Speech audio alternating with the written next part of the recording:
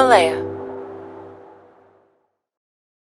Hi, this is Rosie Mercado, and you're listening to Season 2 of The Girl with Self-Esteem Issues, a Himalaya Learning audio course. To listen to the rest of the course and others like it, go to Himalaya.com/Rosie Season 2 and enter promo code RELATIONSHIPS to get your first 14 days free. I hope to see you there. I'm Rosie Mercado, and this is the Girl with Self-Esteem Issues podcast, where we get honest about the important things in life, big and small. Today's guest is an eyebrow queen who has not only transformed the brows of many celebrities, but also started her own beauty business and brow philosophy. Welcome to the podcast, Kelley Baker. We finally made it here. How are you? Oh my God, we've had so many things in the middle, right? Yeah, there's been chaos and everything, but thank you so much for being here. You have so much going on in your life. But before we get started, we like to start with inspiration, the quote of the day. Today's quote comes from Eddie Falco, and it goes like this: as a single mom, I'm juggling a lot and working long hours. Yes, it costs them a little, but what my children get in return is a mother who is energized and content. What do you think about her quote?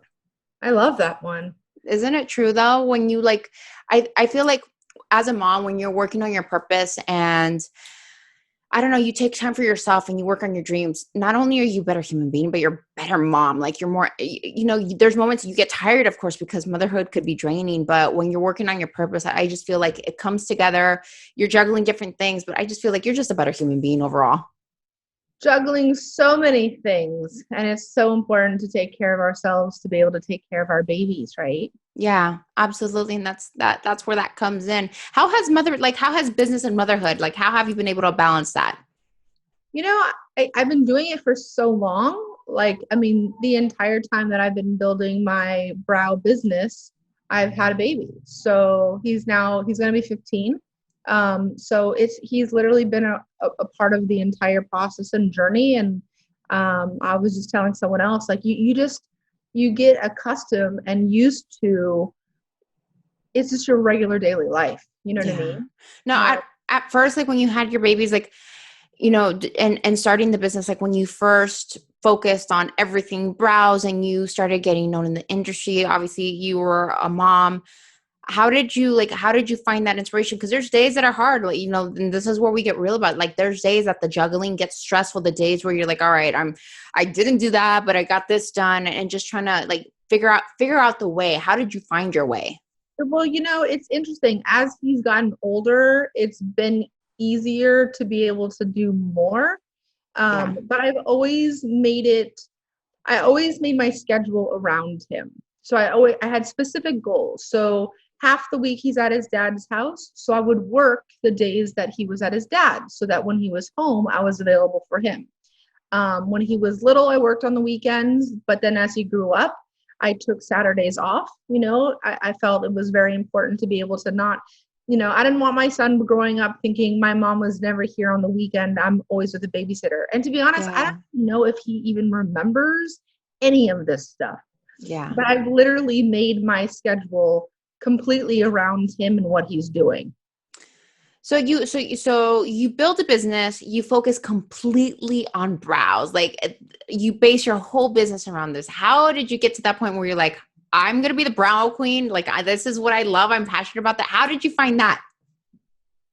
It wasn't, I used to only do makeup. I loved makeup. Makeup was my first love. And, brows is part of the package, right? So I've been doing this for probably, almost 18 years. It's nuts. Wow. But just, growing with the industry. And, I feel like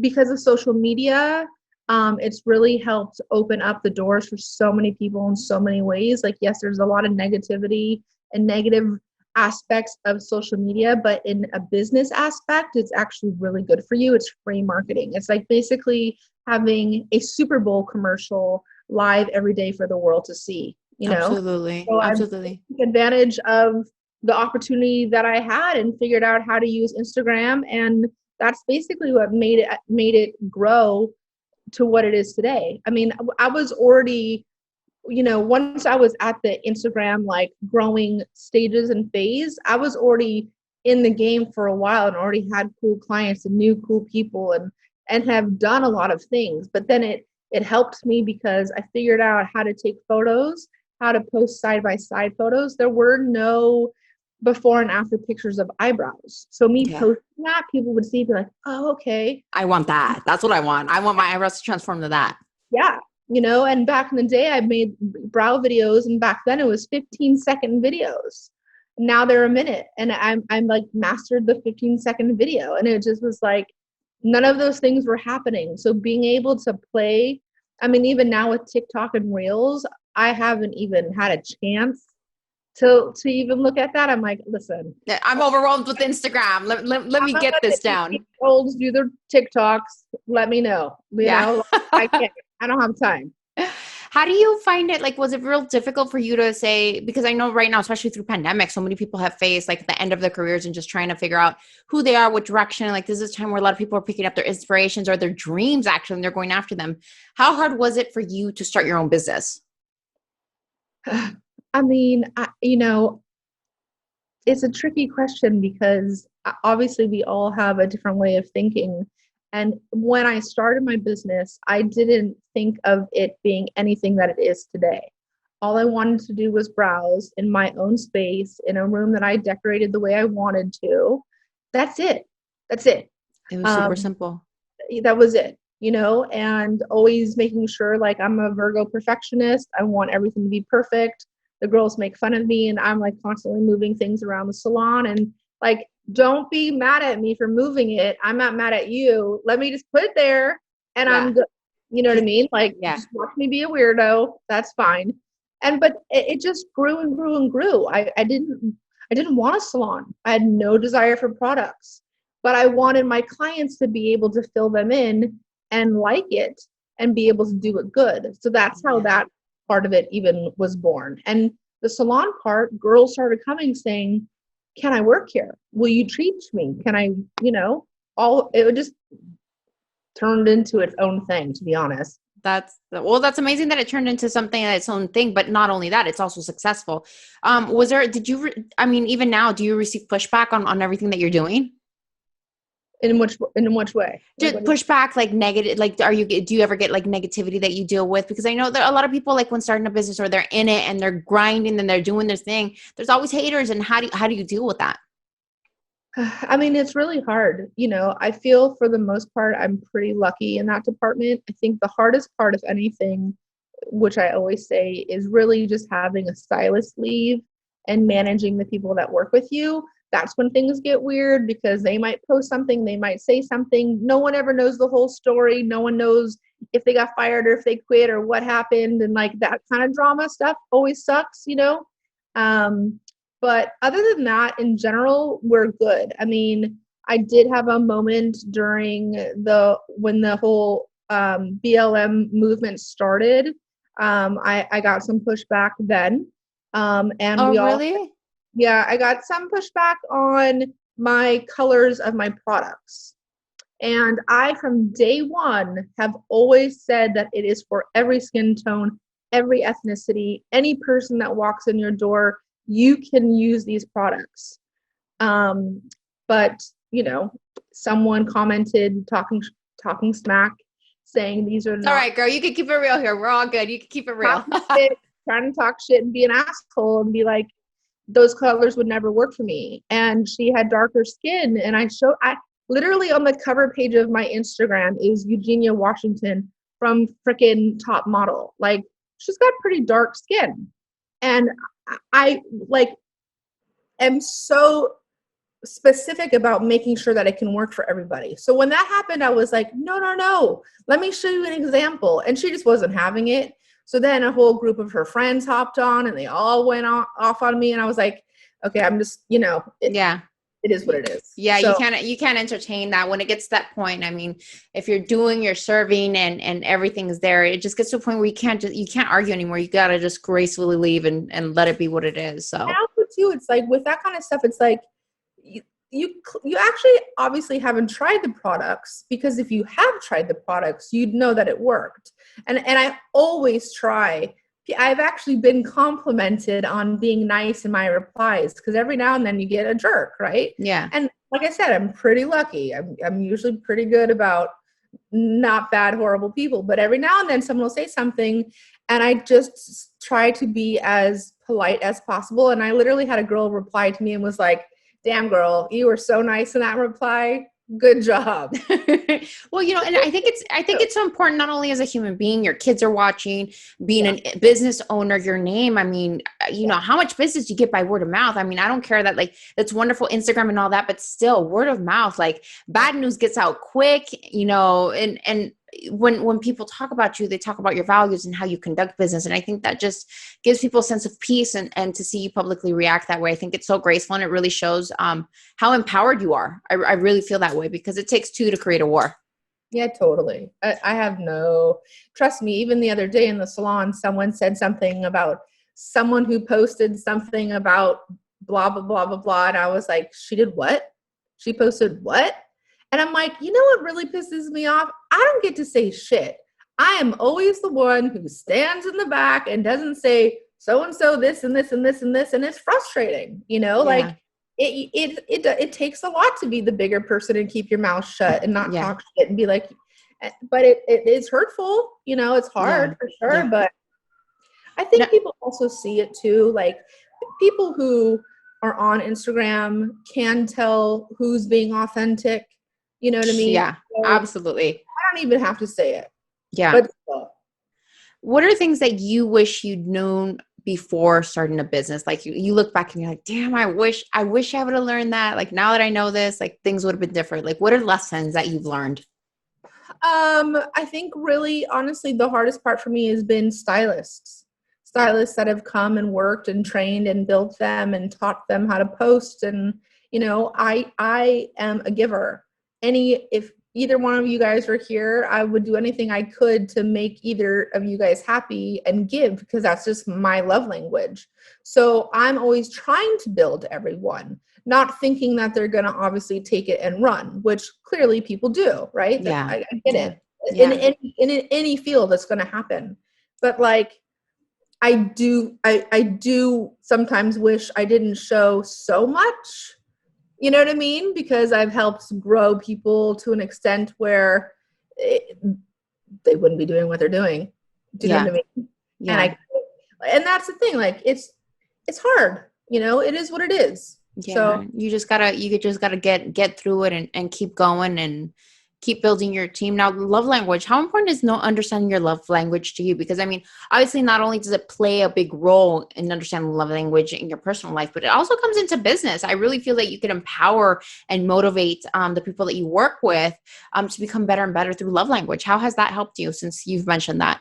I think with age, honestly, learning and listening and reading more is definitely something that I've needed to do, because I mean, I'm always sidetracked. We just hired a new girl. She was just here on Tuesday. It was her first day. And the first thing I told her, I said, listen, I am all over the place. I am texting, calling, listening, booking, paying attention to the front desk, doing all of these things all at one time. So please don't ever be offended and think that I'm ignoring you, because that's just me every day. Doesn't matter where I'm at.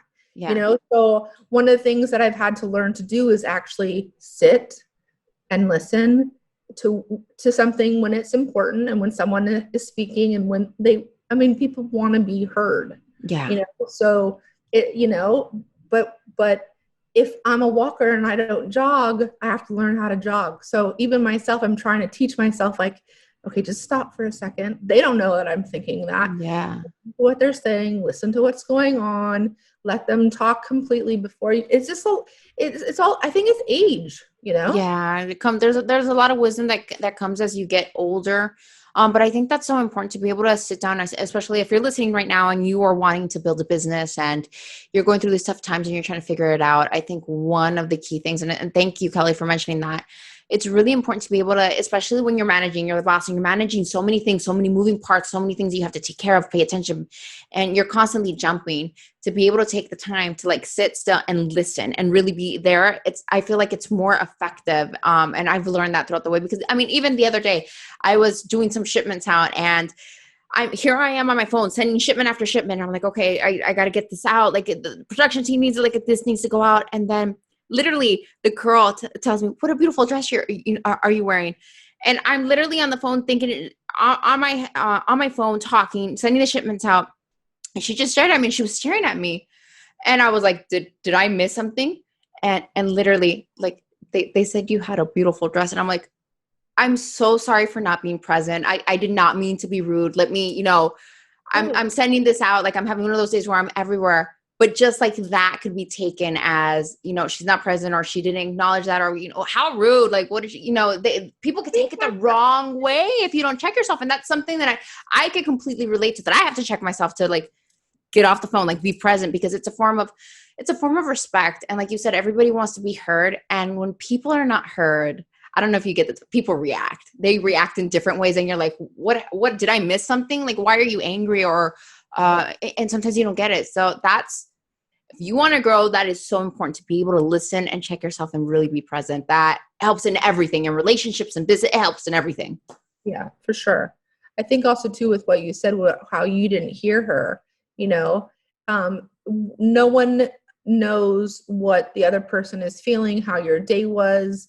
I remember one time someone wrote a bad review on me on Yelp, and it was like, she's not as nice as she is in person as she is on Instagram. And I was like, oh, I am so offended. I'm like the nicest person ever. How rude, And it's like, people just, like, why would you write that?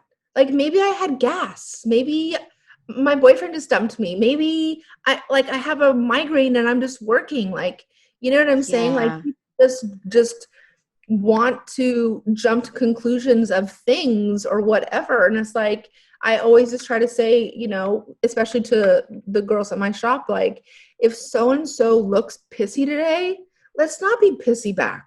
Let's be like, hey girl, how are you? Give her a hug, like, make her feel better, rather than, well, she's a bitch, so I'm not talking to her. Yeah. It just, it's like, you gotta, it doesn't help anything. Well, and that's what that person's feeling or going through, You know what? And if so many of us would do that, just really take the time to, instead of just judging and jumping into a conclusion of why that they're just their reaction, rather than, like, you don't know what someone's going through. What if they are sick? What if they just lost someone? And, and this is their first movement out into the world. They're going to go get their eyebrows done, or you just run into someone in the store and you get this reaction. Instead of jumping, this world would be so much better if people would just be like, let me just be kind. Let me just be nice. And I feel like there's a big shift going on right now, that people are starting to tune in more and be more connected. But I think for a while, just people were just automatically reaction. And that happens in business. If you are reactive and you don't take the time to either listen to a client,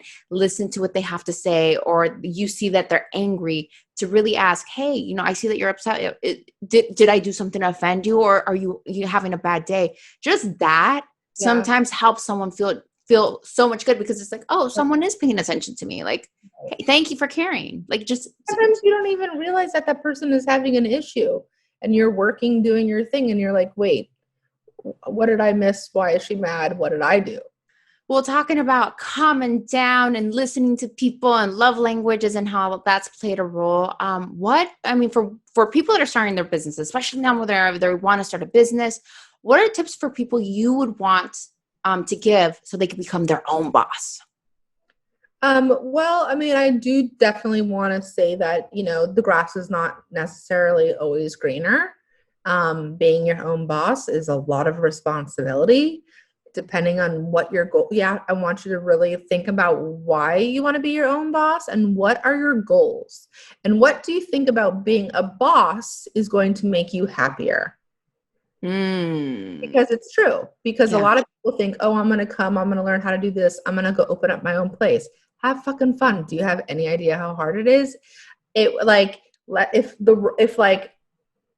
I had the opportunity to just go in, do my thing, and leave, and not have to worry about the front desk and the phone keep getting disconnected, and an unhappy client, and a whatever, and do we have enough supplies? And there's so many extra things. Like, people sometimes don't realize the blessing in, like, you can have a regular job and be happy. just because you have a boss doesn't mean you're less than anything else. Yeah. You know, I Yeah. feel like being a boss gives people the impression that this is it's a big title, and it doesn't make us better than anyone else. It means I have more shit to do than you. Well, I think there's people that I think that we all have strengths and weaknesses. And I think acknowledging like the responsibility that comes with being a boss, I think what you said is really important. Like, why is it that you want to become your own boss, and understand that responsibilities that fall there, so like that you can be successful? Because when you understand those responsibilities, the grind is a lot harder.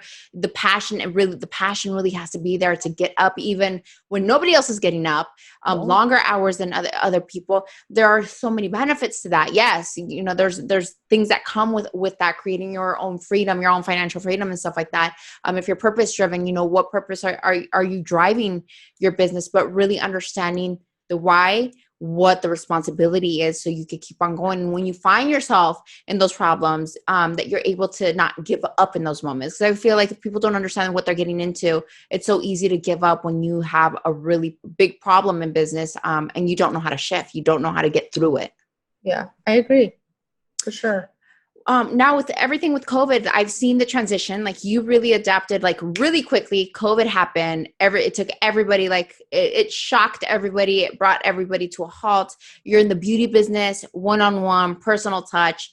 Now you have to take your business outside. How was that transition for you in the beauty business? How quickly did you have to shift? Because as a boss, you have to think quick. Okay, if the doors are closed, how can I shift? Because but people are depending off of this. There's families, you know, families here. People need a service. You know, how can I quickly turn that around? I have now employees that I have to figure out, how am I going to get them paid? I have, you know, like the fact that we had to do it twice and basically furlough everyone for all of them to collect unemployment and then have them come back and then do it again. People don't realize, like, I'm not choosing this. None of us business owners are choosing this. You know what I mean?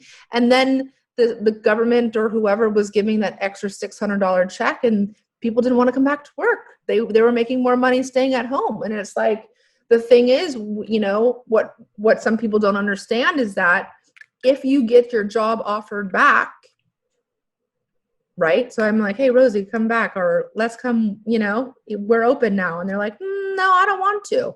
Well, guess what? Then you actually are denied the unemployment that you have been getting because you rejected your job back. Yeah. So it put a lot of people in a really weird position. You know what I mean? Like, we're like, well, we'll make more money. Babe, I don't know what to tell you. You know what I mean? Like, it was really interesting. It was a really, really weird place for a lot of business owners, unfortunately. And, you know, once we were able to, at first I think we were inside, and then they changed. Yeah. First we were inside, and then they shut us down again and said it had to be outside. And I was like, this shit is just crazy. Like, way.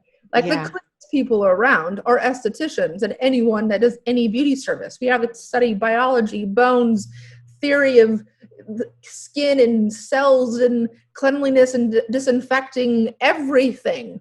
And you're putting us outside? Listen, if it's about a safety issue and you're worried that we're going to get sick, I don't want to work. But if it's because you think we're dirtier or can spread something more, that's not the case. We're going to be cleaner than any other place you're going to go. So that's what I mean. It was definitely hard. I know a lot of salons that have lost their businesses. I mean, we didn't get to not pay rent. You know what I mean? Yeah. So even if a lot of places have renters, hair renters, or, you know, you can be a renter or an employee. And a lot of people were like, I'm not paying my rent. Yeah. Well, guess what? I still have to pay the full rent, whether you pay me or not. So I'm still asked out completely. Do you know what I mean? So it would just cause a lot, you know, at the beginning part, a lot of like, what are we doing? Yeah, a lot of chaos. But what does it feel to be on the other side now, though? You're going, you know, you go through COVID, the shutdown, the reopen, shutdown, and then reopen, and then take your business outside, and to be thriving, to be busier now more than ever, to keep going, and to say, I got through that. Like, that was really tough, but I got through that. What did that teach you? Just to stay strong, man. you know? And I mean, I feel like we have always just in general are, it's funny because in business, I'm a rule follower. In the streets, I do what I want, right? Yeah. Totally. Like if there's a yellow light, I'm going through it. At the shop, if we have to use this, then I'll use whatever I'm supposed to use, you know? But I think you just have to have faith and do all the things that you're supposed to do. And if it doesn't work, then it doesn't work. But we were like, we have to set up tents outside and at least try. Yeah. And it was hard. I mean, it's one thing to wear your mask when you're going into Target for 30 minutes, but it's another thing to wear it from 9 to 6 all day long, working physically. Like I'm exhausted at the end of the day. Yeah. It's hard. And right now the weather has just changed, but it was so hot. Have you noticed all the big beetles? Oh my God. There's like, it has been Beetle City, those big, huge fluorescent, like green. Yeah. The green. Uh-huh. Yeah. I've seen those. Yeah. Oh my God. We've had them flying like, I actually caught it on video on accident because I saw it and I was going to post like, look what we're working through. And it landed on a client and the chick flew out of the chair screaming bloody murder. Like, yeah.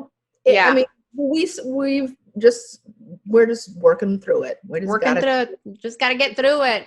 And we've got some plants to hang to make it look cute, whatever. You made it your own. You made it your own. Yeah. Oh my God. All right, girl. So what do great brows mean to you? I think great brows just means like, I think it's very important to know that everyone's brows are different. Mine is never going to be yours and vice versa. And it's like, go to a pro, have them shape them, show you how to fill them in and love what you have and make what you have the best, because it's not a thing where you can bring in a photo and be like, I want those brows. Do you get that a lot though? Do you get a lot of people like bringing photos and like, I want them to look exactly like this? I actually don't get, I don't feel like we get it a lot, but we definitely do. I mean, I recently had someone show me a picture of a celebrity and was like, I want these brows. I'm like, these brows look like shit. Like, do you ever tell them like, why would you want to have those brows? Do you keep it real with your clients? No, I didn't know. I asked her, I said, what about this style do you like?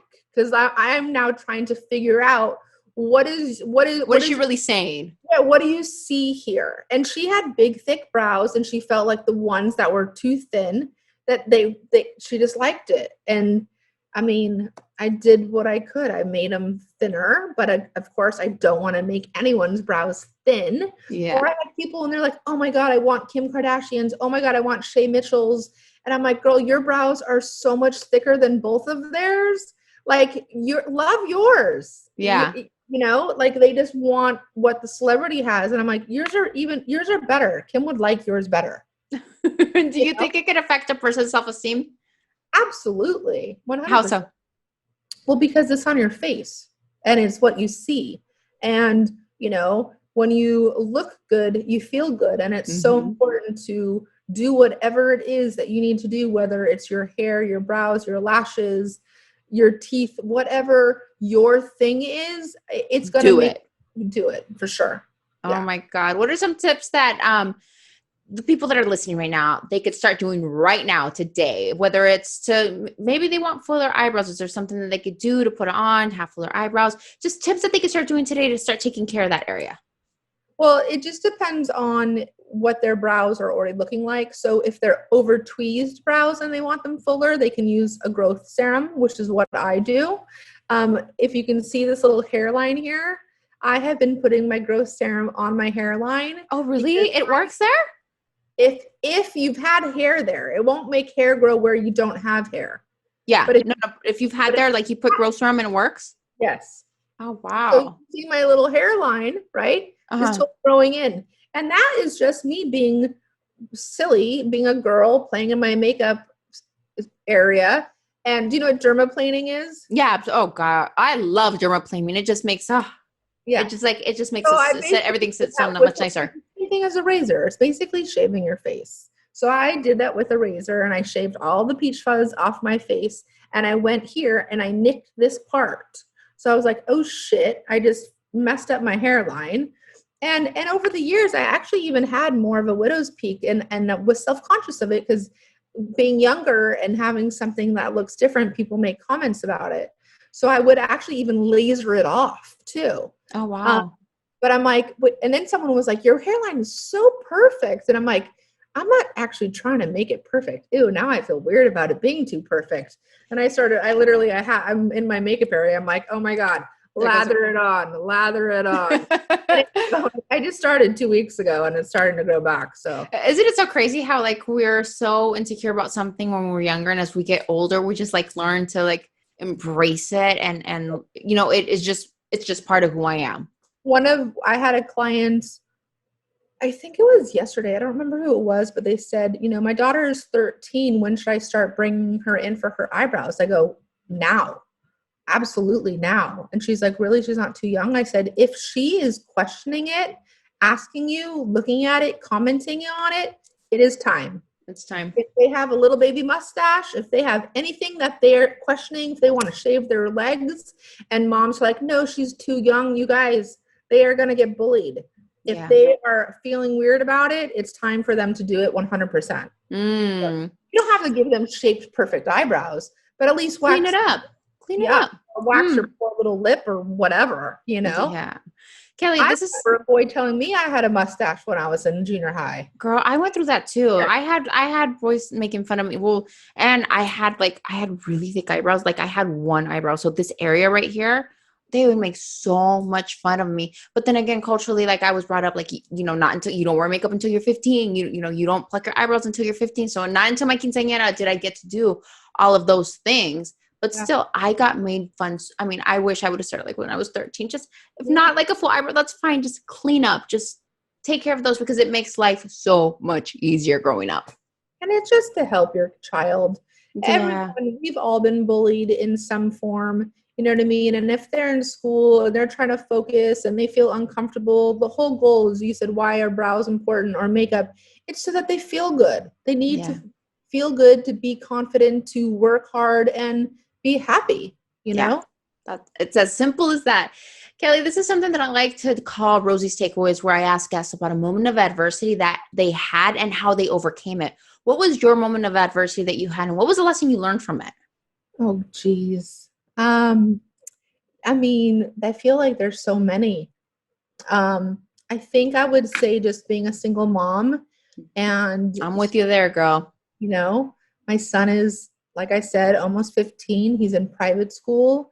My goal was for him to be in private school. My goal was to work around his schedule. Like, you guys can set goals, especially now in 2020. We are able to make schedules that work for us. So make the schedule that works for you. If the doctor tells you you can only come Thursday at 2:00, when are you going? Thursday at 2:00. Yeah. So don't feel like work is your life. Obviously, it's very important. But I feel like I've been able to teach women. I think I've had maybe one guy in my class ever, because I teach brow classes, that you can do it. You can build whatever business it is that you want to do. You can make the schedule that you want to make. If people want to come to you, they're going to come to you and they're going to make it work. Yeah. So just don't be like, obviously it's scary, right?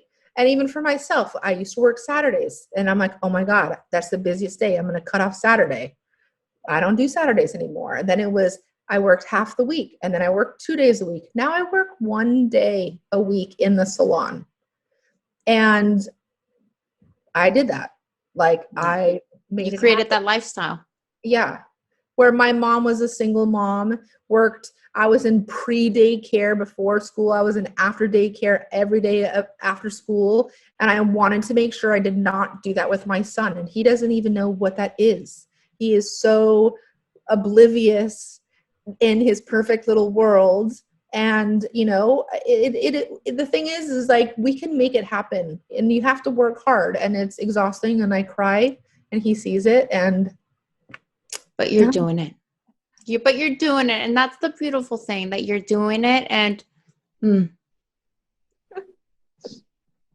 it's like, I don't even think he even realizes it, and it's just crazy because we can do it. Like, I have no family here. His dad's whole entire family's in Mexico, and his dad is a successful owner as well. Being an immigrant, running a business, and it's just your dedication and your hard work. You just have to work hard, you know? But at the same time too, it's like, I just hope that he actually sees, I know he sees it, but as kids you grow up and you think all those things, like I didn't want my son to be in all the programs and not have his mom available. One of my stories that I tell was I actually had gotten called to go do Cardi B for the first time ever. And his dad has always put him in sports, and my kid is not a sports person. And it was the sports awards, and his dad was not available to go to the sports awards where my son was going to get an award. And I was like, I can't go. I'm not available. I'm not going to go do Cardi B. And if I never do her, then I never do her. But I'm not going to let my kid sit in that audience at something he doesn't even want to be at because his mom was too busy, And I mean, I told him I wanted him to know that he was special, and I turned it down for him. He was like, oh my God, that's crazy. But I wanted him to know that he's important, Yeah. It's really important. A lot of people don't know how to communicate and say things. And it's like, sorry, Cardi, like I would love to be there. I hope in the future you use me, but today is not happening. Girl, thank you for inspiring us with that. I think your hard work has paid off, and the job that you've been doing as a single mom and finding your way and just being real with your emotions. I think that's the most important thing, is that people are seeing your emotions, and that you understand, as you're listening right now, that you guys understand that it's not always easy. Success comes to all of us when you work hard, but that doesn't mean that there's moments that we break down, that we cry, that we have frustrations. But the difference is we keep going. We keep going. And your why for you is your kids. Yeah, and you've made it important. We just had, my birthday was like 2 weeks ago, and Travis came to dinner because I know he loves to be around the girls, and they all dote over him. And he was sitting with my best friend, and he was talking to a couple of the girls, and he goes, I'm really happy with the group of girls that are here right now. Everyone is nice and respectful. And there was a period of time where those girls made my mom cry, and it made me really mad. And I was like, he said that? Like, he's just the cutest. Oh. But like, it's important to work hard, but also to make sure that, what are you working for if you're not spending the time with your family or doing something with your kid? What's the point? You might as well be jobless. If they don't get you, right? Yeah. Girl, if I knew that when I was younger, in my 20s, parenting, oh my God, my relationships with my kids would have been so much different. That's something that I know now, the importance of quality time and value and not being present, how that impacts them and how it hurts, and how you have to take the time, like now as a mom, to really be present and make that effort to not only speak their love language, but spend the quality time that they need and that they deserve. So mine doesn't pay attention to me now. It's even weirder. Now it's COVID, and he's like, bye. So now I'm trying to adjust and like not have my feelings hurt, because I'm like, wait a second, I have been kicked to the curb. Wait, remember I used to do everything for you? So it is weird. Like, it's being a parent, there's always something new. So it's like with every age comes something new, and it's like, it's a new adjustment. Now I have to learn this. Now I have to learn that. Kelley, thank you so much. Oh my God. This just makes me love you so much more. You really just brought the realness to what motherhood and like the emotions that come with it, and the things that come with business. So thank you for keeping it real. I think that's where authenticity comes through, and that's when we become relatable and we're able to really connect with another human being. Where can people find you? KelleyBakerBrows.com. Hey. All right. Well, you heard it here. Motherhood, business, being your own boss, the reality of it all. Thank you for being on the Girl with Self-Esteem Issues podcast. We're sending you so much love, and keep doing it, girl. Keep showing us that it can be done. Totally. Absolutely. 100%. Especially in 2020. We can do it better. Amen to that. Single parenting without a support system isn't easy, but it can be done.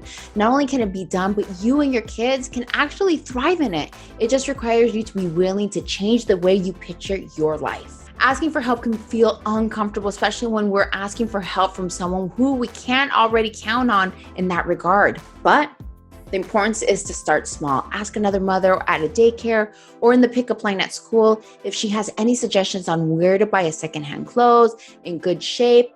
And also, you can ask other parents on who could help you kind of take care of your kids along the way, exchange time. Ask the parent next door if they could recommend a good weekend babysitter.